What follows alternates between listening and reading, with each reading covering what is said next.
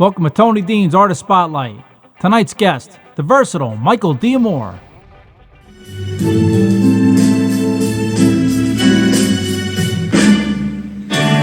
Hey there, lonely girl,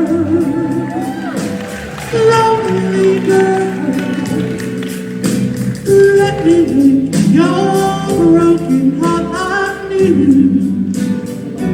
Hey there, lonely girl, only girl, don't you know this lonely boy loves you? Ever since he broke your heart, he's seen some loss. Each time he passed my way, oh, how I long to take your hand and say, don't cry, I'll kiss your tears away.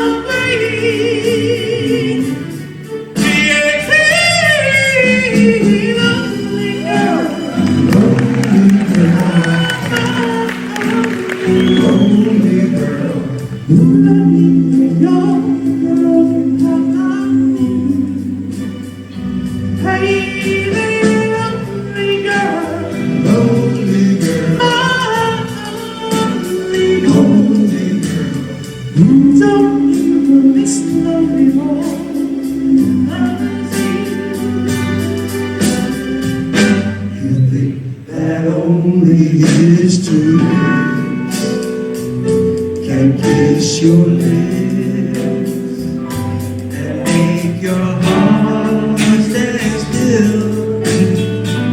But once you're in my arms, you will see no one can kiss your lips the way I feel, the way I feel.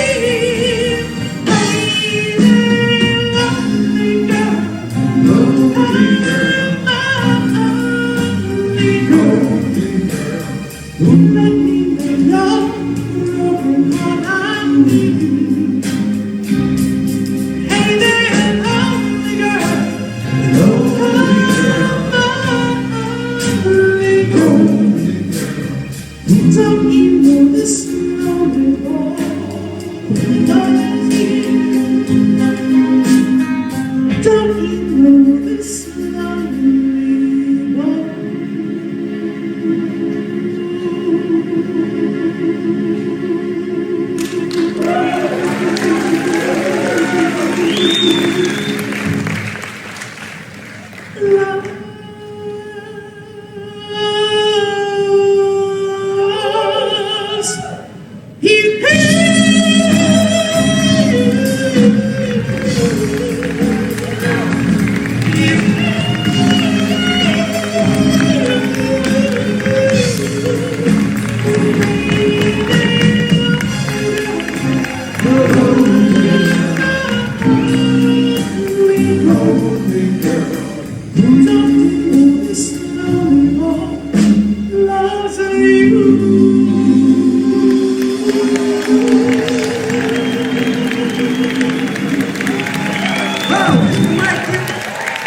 I finally made it on Tony Dean. Tony, how are you?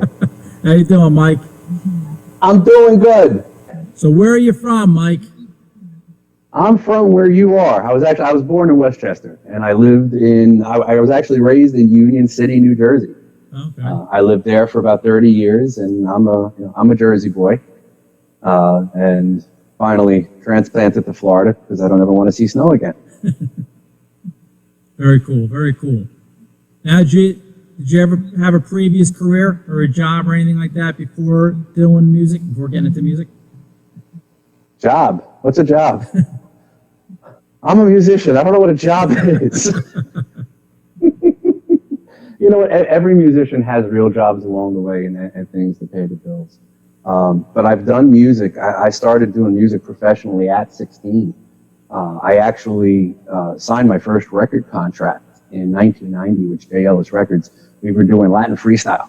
Really? So we were doing dance music and doing all the clubs in Manhattan and the East Coast, and I was doing shows with Judy Torres, and Brenda K. Starr, and George Lamont. And, it was a short-lived career, but I was probably 19 when we started that, and it was really cool, and it was a lot of fun. And you had the real jobs in between, but that was the focus. And as of 16, even when I was in high school, I was performing professionally and getting paid. So just to take a step back, first of all, when did you know you kind of had the chops, like you had the talent, or you had to do something? I'm still working on getting the chops. We had the chops. I got to tell you, that people ask me that a lot, and the truth is, it's a never-ending work in progress. Yeah. With every year, my voice changes a little bit. Sometimes for the better, sometimes not. I work a lot, so I don't necessarily rehearse a lot, but I'm always refining what I do. As a kid, I sang. I come from a musical family. My mother was a singer. I have a sister who's a singer. I have a daughter who's a singer. My aunts and uncles all played instruments. My grandparents. So you grow up around it. You can't help but being bit by the bug. Okay, so as early, far back as you can go, you were singing something. You guys were always singing. Oh God, yeah. I actually, if I have the age right, I think I was 8 or 9. I got to play Carnegie Hall.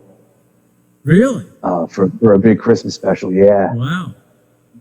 Yeah, well, with a bunch of other kids. It wasn't the Michael D'Amore show at that point.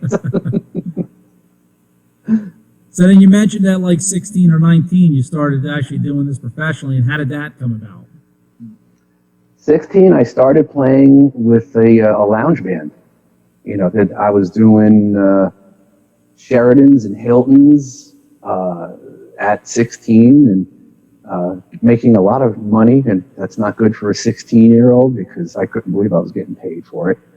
And still in high school, so getting in at 3:30 in the morning, getting up, going to class.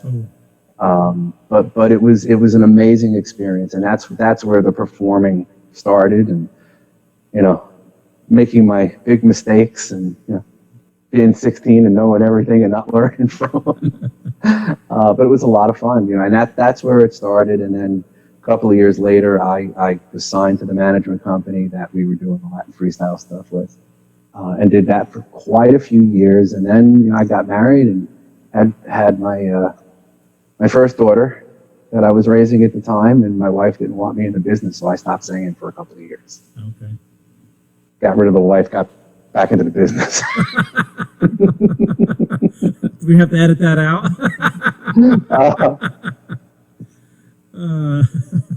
I'm out of work. What is she gonna guess? You're going to turn me into one of these daytime smart shows over here.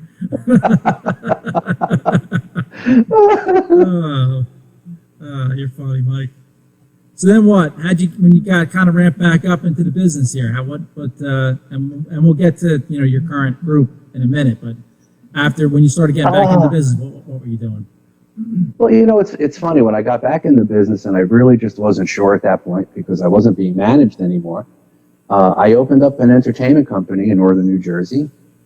So I was performing, I was DJing and doing weddings and corporate events, and I was hosting karaoke shows during the week, to push a couple of buttons to make a couple of $100. I met a lot of great people doing that. I had a lot of fun because I just wasn't sure where it was going to go. And I always kept doing the one-man show. Little by little, even right after leaving the freestyle circuit, I'm a harmony nut. So anything harmony I've always been drawn to, and that kind of brought me through, vocal group harmony, the 70s and the 60s, and ultimately to the doo-wop sounds that I love. So I always incorporated that into the one-man show, and the one-man show kind of started to bloom. This was the career that I started figuring, let me make a couple of bucks on the side. Yeah. And when I'm out of my mind, I'm never doing anything else again, So it's been an interesting ride, and I'm blessed in a lot of ways. I get to do something I love doing. I have a great time doing it. Who's got it better than me? So eventually, now you met up with a small group that nobody ever heard of called the Capris. One of the biggest names in doo-wop. Only one of the biggest names in doo-wop. I'm a lucky guy. I really am. They're a great bunch of guys. You know, there was a lot of things that led up to that. Yes, and that's what I wanted to Oddly enough, I knew Nick before Nick had passed. Okay. I would attend some of the UGHA shows when Ronnie I was alive, when I was, in my 20s. Yeah. And no handful of people knew I sang. You know, I just wanted to go and be part of it. I did get to meet Nick, and get to talk to Nick, and knowing more about Nick now than I did when I knew him. You know, Nick kind of liked you or he didn't like you. There wasn't a lot of gray area. Yeah. But I was a kid that was into the music, so he would take the time to talk to me. Never in a million years that I think, at some point I'd be singing with the group. Right. Unfortunately, when Nicky passed, Wayne Smith became the lead singer of the Capris, and Wayne and I were friends. We knew each other. I actually, prior to the Capris, I did a couple of shows with JT Carter's Crests. Oh. And I was staying with JT Carter, and JT Carter's Crests and the Capris were on the same show doing Cousin Brucey's Palisades Park reunion live on Sirius Radio. Yeah. So we were on the same show together at that point. Right. And there's pictures of actually, if you ever look at Getty Images, there's a picture of the two groups standing together, which is hysterical because I don't know why JT wanted everybody to wear white. Yeah. So now I'm 6'4", 6'1". I'm 280 pounds. Yeah. I look like the Good Humor Man, okay, or the Stay Puft Marshmallow Man, depending upon the angle you caught me at. Right. But that's the picture of the two groups together. Right. And unfortunately, when Wayne passed, they were looking to see if there was another lead, and came across some videos of me working with Angel Rissoff. Angel and I used to do a Blue-Eyed Soul show and a Righteous Brothers tribute. Angel was a member of Little Isidore. He was Little Leopold. Okay. Angel was with Kenny Vance for years as part of the Planetones. But we did that together, and they came across a video of Angel and I singing together, and that's how I got the phone call. As far as the Capris go, like from the time that you were seeing them and you started getting involved with them, with singing, how many of the originals were left? Of these guys that you're talking about were all originals, Wayne, and just kind of catch us up on that. There's only one original left, which is Frank Reyna. He stands to my left on stage. Right. Frank recently turned 80 years old. God bless him. We affectionately call him the Energizer Bunny because I truly can't keep up with the guy. I mean, he's 80, Yeah. and backstage he's bouncing around. Remember the cartoon Ricochet Rabbit? Yep. Yeah, Frankie. The only other person I mentioned that was original was Nick Santamaria. Nick not only was original, Nick wrote Morse Code of Love and Moon Out Tonight, and he wrote a lot of the songs the Capris recorded and sang lead on all of them. And unfortunately, Nicky passed in 2010. Right. But Frank Grant is the original member, and he's still doing it. God bless him. I can't, like I said, I'm exhausted after a show, and I got to keep reminding myself that I'm just a little bit younger than he is, and he's still kicking butt. God bless him. That this gentleman standing to my left, and I only got to say this one time this year so far, has been a member of the Capris for 61 years. Am I that old? I was only 7 when I joined. What are you kidding me? Anyway, this next song, we had the pleasure of recording. Everybody thought we did this back in the early 60s. But we had a chance to do an album in 1982, and we needed some songs. And our lead singer, Mr. Nick Santo, rest in peace, Nick, he wrote this song, he recorded this song, and it became a second hit for us 21 years after our first hit. It's a great, Lindy, I'm sure you heard it, you Lindy to all the time when you hear this song. We're going to do it right now for you.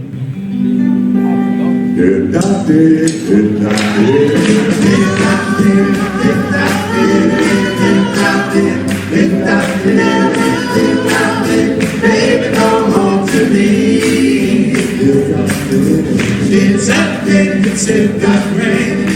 As to me, my friend, back to the place that I want to be. Oh, and I got to the next time, and I've been to things I did. I'm in the place that I want to be. Baby, I don't know. Only I need your love. Baby, baby, come back home to me. And I've got to have your love. Can't live without your love. Only want to come back home to me. Oh, I make mistakes, yes, that is true. But it's more I make I feel. I'm calling come back home to me. I thought that you would understand. I'm not gonna want that man anymore. Come back home to me. And baby, I want your love. Honey, I need your love. Baby, baby, come back home to me. And I got to have your love. Can't live without your love. Honey, honey, come back home to me. Come on.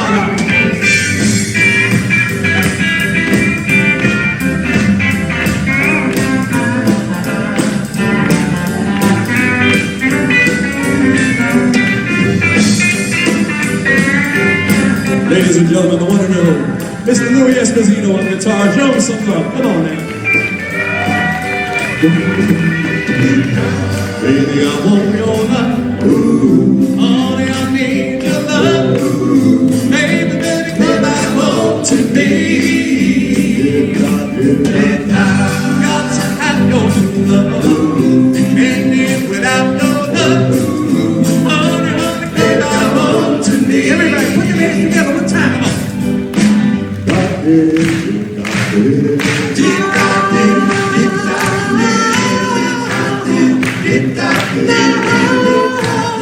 Baby, come home to me. Come back to me. Come back to me. Come back to me. Come back, baby, come back to me. Come back to me. Come back to me. Come back, baby, come back to me.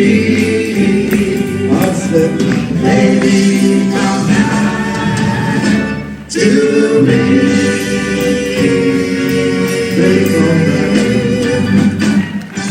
Well, you know, not to make you blush or anything like that. I mean, it is really considered. It's, you know, Michael D'Amore's Capri's now. You know, and not to shouldn't. take away You know- and not to take anything away from Frank, but you know how that works. I mean, you're sort of the de facto leader. Well, you know what? I get a little bit of attention because I'm singing the leads on the big songs. Right. But the truth of the matter is, you know, Frankie's been on stage since 1958 Sure. singing these songs. Right. So it's under no circumstances is it Michael D'Amore's Capri's. I mean, the group paid its dues and made its bones long before I ever had anything to do with it. Before you were even born. I'm with them, you know, 6 seconds in Yeah. comparison Yeah. to the longevity of the group. Yeah. And you know, Frankie tells the story in the show about Nick writing Moon Out Tonight and recording it in 58. It didn't become a hit till 61. Yeah. They had This is Murray disbanded. K. They had to get back together. Yeah. Murray the K. Yeah, I mean, it really is, you know, it's a cool story. It's rags to riches story by all means, and it's not an uncommon story. There's a lot of groups that went through the same thing. Yeah. But these guys made their bones long before Frankie ever heard my name. So, Yeah. you know, I don't take any credit for that. I'm honored to be able to sing the tunes. I've said 1,000 times, I hope I make Nikki and Wayne proud, you know, every show we do. But if Frankie's been doing this long before I wasn't here yet. Yeah, you weren't even born yet. Yeah, He was singing these tunes that I had yet to happen. yeah. Though she seems to lay, my arms are empty, my nights are long and lonely. I miss her so, miss her so. Each new tomorrow could only bring me sorrow. I love her so. Have you heard of their wedding day? Do rumors come and go, still I'd like to know if it's true. Won't you tell me? Have you heard? Have you heard about the wedding day? Rumors come and go, still I'd like to know if it's true. Won't you tell me? Have you heard?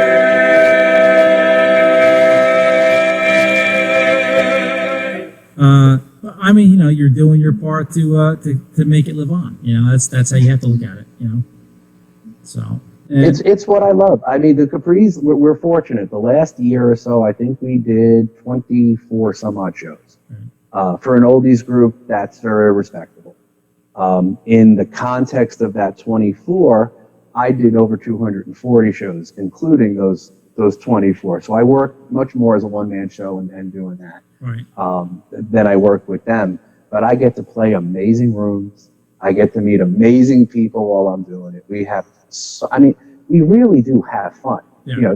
Make no mistake about it. We do love what we do. The traveling stinks. The waiting around and the Russian wait can drive you to drink. Yeah.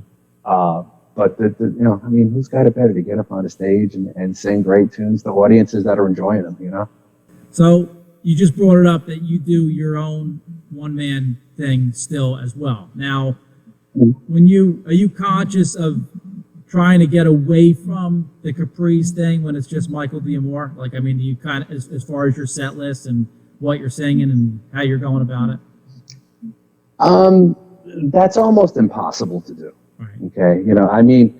People that, and it's funny because I'll meet people I do country clubs, community theaters, regular theaters, and then in between I'll fill in with local lounges and music venues and things like that.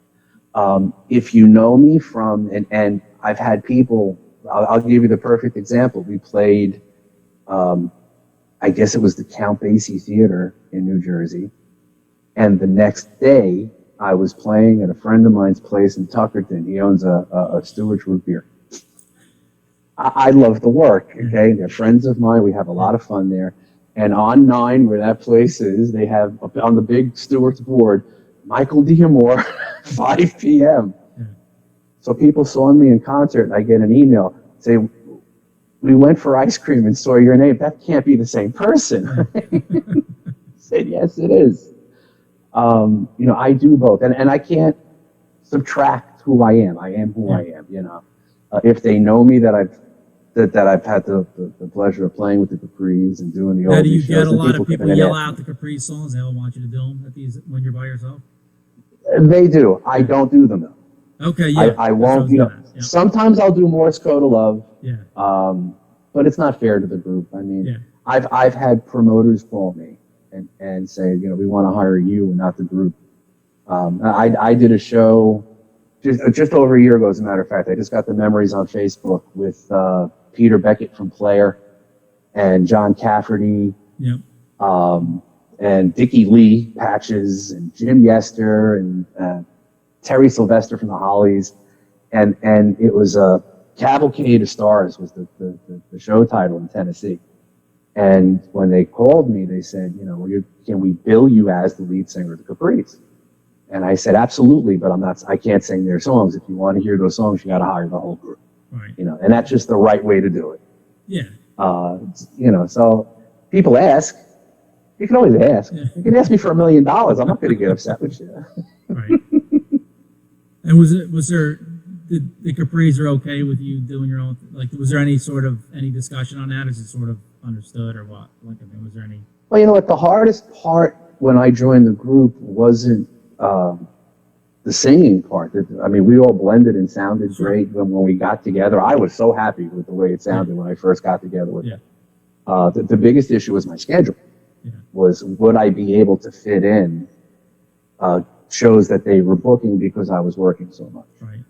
When they found me, I was doing a community show down in Florida, and John from the Capris was down here. And I said, I'll get you a couple of comps. And him and a couple of friends came down and sat there. And he walked past me on his way out, and he said, you got the job. Call you later. You know, so I've been doing the one-man show forever. Yeah. And they don't mind doing that. And, you know, I really try to accommodate their calendar as much as I possibly can.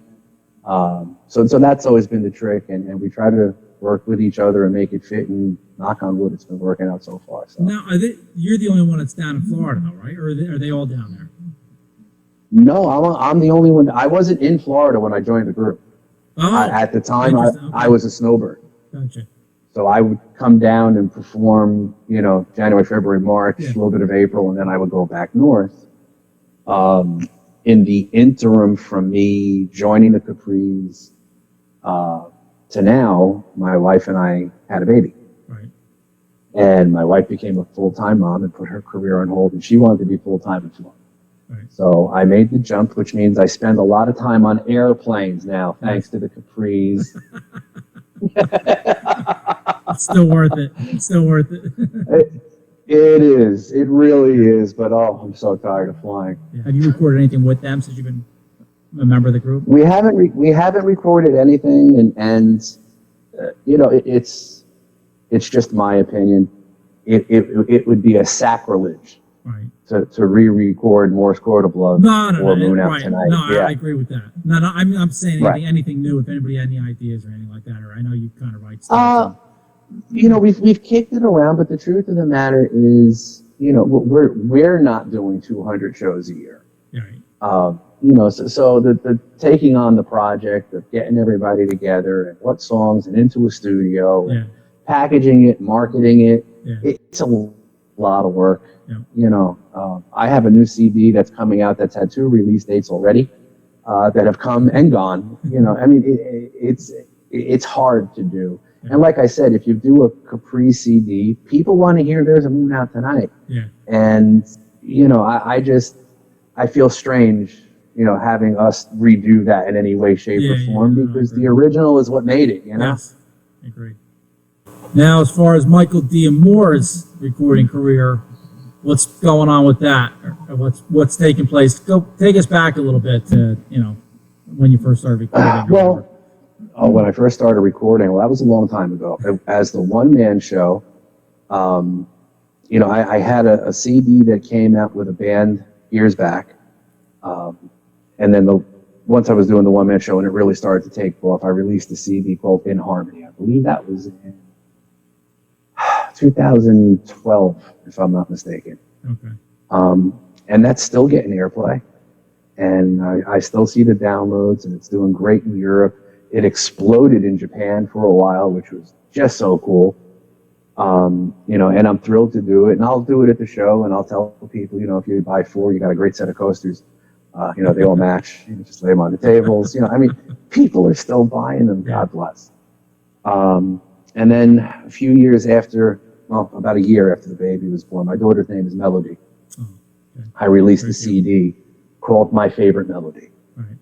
Okay, and that I guess that would have been 3 years ago. You know, so the one I'm doing now is my Favorite Melody Volume 2, and that'll be out soon. That's the term I'm using at this point, because I've gotten beaten up for this before. And then right behind this CD, in the one-man show, there's a lot of songs that I sing the guy part and the girl part simultaneously. Right. So I'll do Sonny and Cher. I do The Prayer, Andrea Bocelli, Celine Dion. I do Time of My Life, Bill Medley, Jennifer Warnes, and I'm singing both parts. And I used to tell a joke in the show, and the joke was that my next CD would be 15 songs with me singing the guy and the girl, and it was going to be called Michael D'Amore Playing with Myself. Okay? So I actually started recording that disc. Okay, so that CD is coming out right behind My Favorite Melody Volume 2, Right. and it's going to be called Michael D'Amore Playing with Myself, no matter what my wife says. I say that in every single show I do. Right. And by the way, all of these CDs that I'm talking about happen to be available at www.michaeldamore.com. So, if you want to go to the website, michaeldamore.com, everything is up there. Join my mailing list. When you get on the website, there's a little pop-up. You put your name, your first name, and your email address. And I send out approximately one a month. It's the best way to know what's coming up, shows, whether it's myself or the Capris, when the new CD's coming up, special events. There's some special things coming up that, witness protection does not allow me to share at this point, but I'm going to put an email blast out at some point. So just get on the website and join the mailing list. And that's michaeldamore.com, and no spaces and no apostrophe, right? That's correct. All right. Correct. Yeah, just to make sure. So, all right, now let's get to some of the fun stuff. The East Coast Music Hall of Fame. Michael D'Amore is up for an award this year. I remember seeing you on the ballot when I voted. So what is your exact category that you're up for? I believe it's music makers, male vocalist.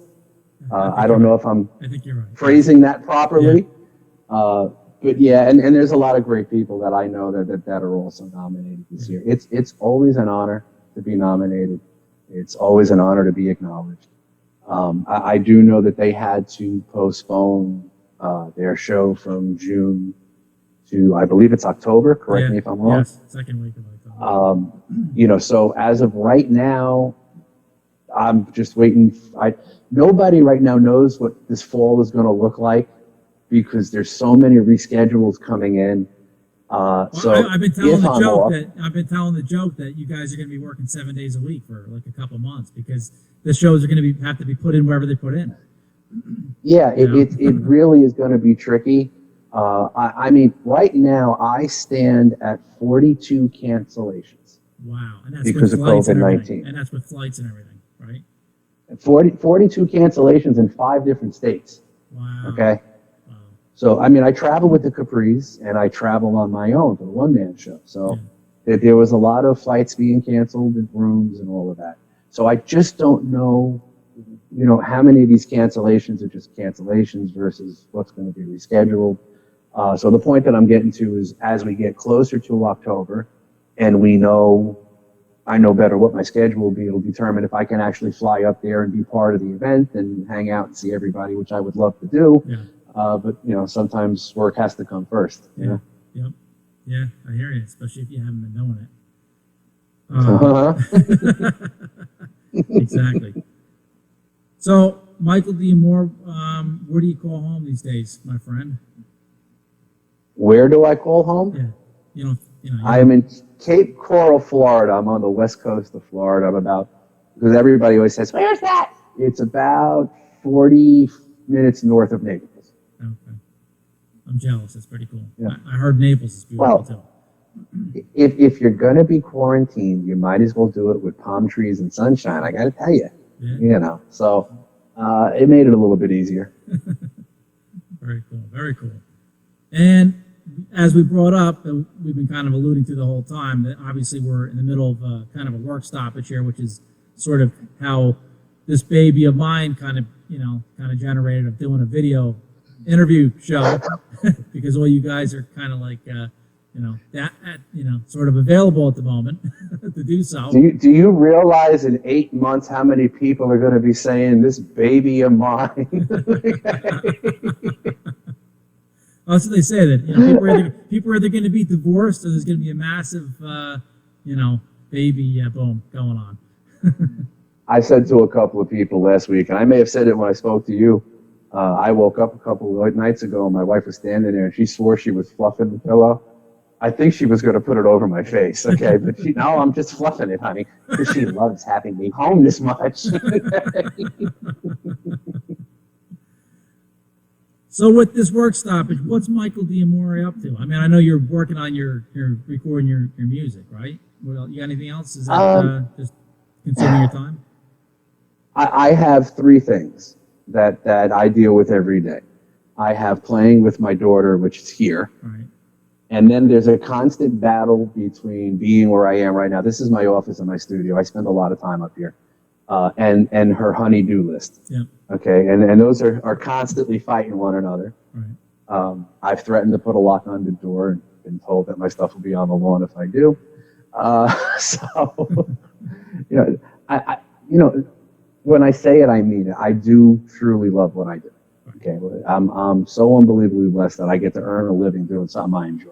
Right. And I can spend hours in the studio, and I'm really happy with it.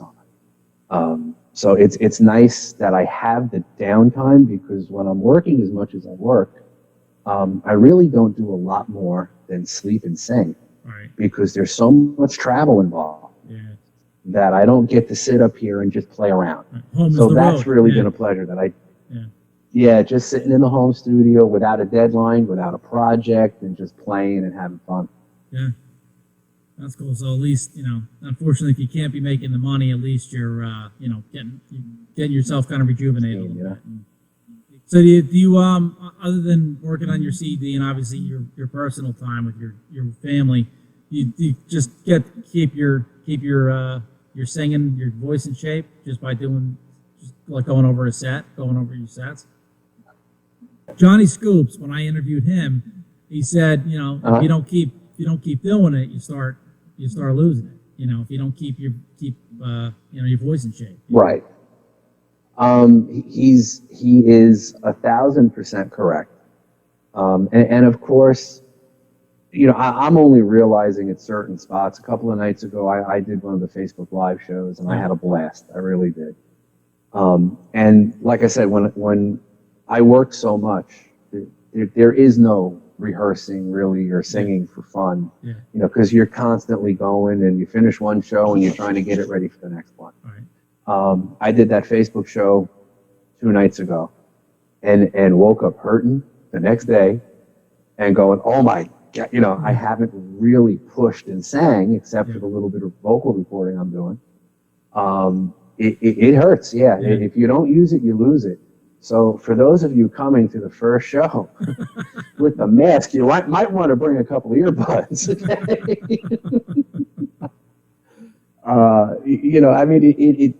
God willing, it'll all come back to normal once I start performing regularly again. But yeah, I was a little surprised when I woke up following morning hurting, going, oh my God, what did I do? Right. So yeah, Johnny's correct. And I love Johnny. Yeah. Scoops is just a hell of a guy. God bless him. Yeah. I don't know how he does it. Every Yeah. time I pick up my phone and I scroll, he's somewhere else. The energy, he's unbelievable. He's all over the place. Does he have a twin? I should have asked him. But I've had it's been an honor for me to be able to grab all you best singers and be able to get with you guys and just talk about what you're up to. Yeah, you've had a lot of cool people on recently, haven't you? Yeah, absolutely. I'm a lucky guy. Talk about being lucky. Yeah, very cool. Hey, you and I are cool for one reason. No matter how many people watch this interview, nobody's ever going to know if you and I were wearing pants. That's absolutely It's true. the best job in the world. That's absolutely true.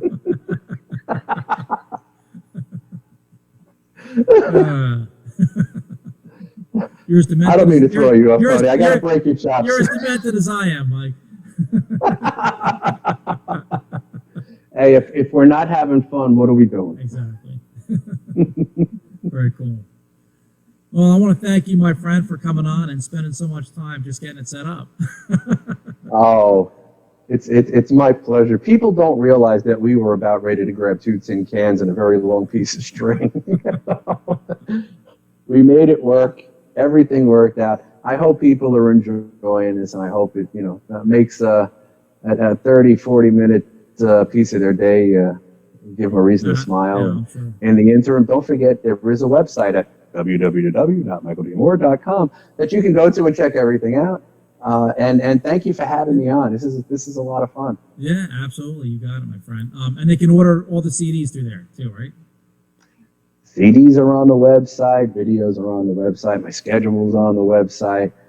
Get on the mailing list. There's things coming up that I can't tell you about yet Okay. because we've got to make sure that they're actually going to happen first. But get on the mailing list. Right. And hopefully sooner rather than later, the world will start returning to normal. Yeah. And I know And, from talking to everybody else and the promoters that the rescheduling has started and hopefully will, see itself through the fall and the winter time. So Everybody's keeping their fingers crossed. It's just a matter of getting it all in where it fits and people aren't stepping on each other because you can't have too many shows in the same area at the same time. exactly. Nobody benefits from that. Right. But hopefully everything will go off without a hitch and you and your pop will come to a show and we'll hang out That's and it. come down early. We'll go have a cocktail before the show and don't tell Frankie I said that. And, we'll have some fun. Very cool. Very cool. All right. Mr. Michael Tony, thank you for D'Amore. having me on, buddy. Thanks, pal. All righty. Take care.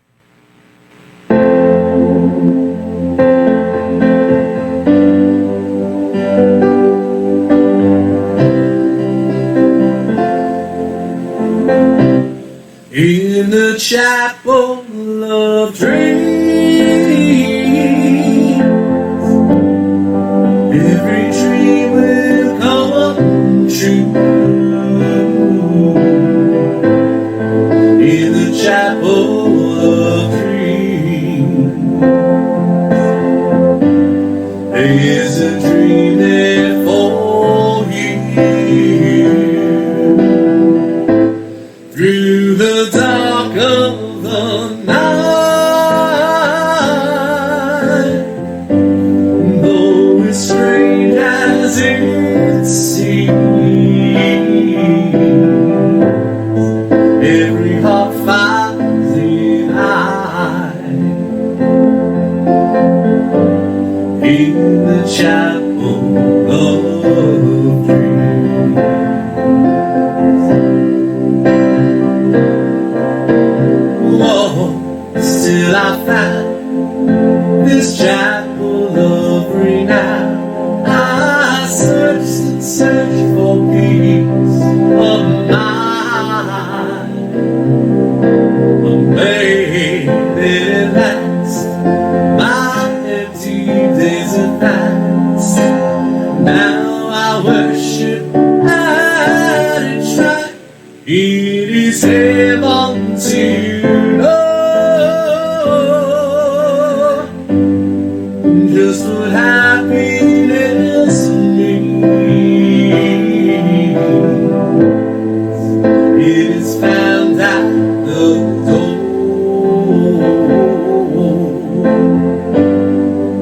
in the chapel of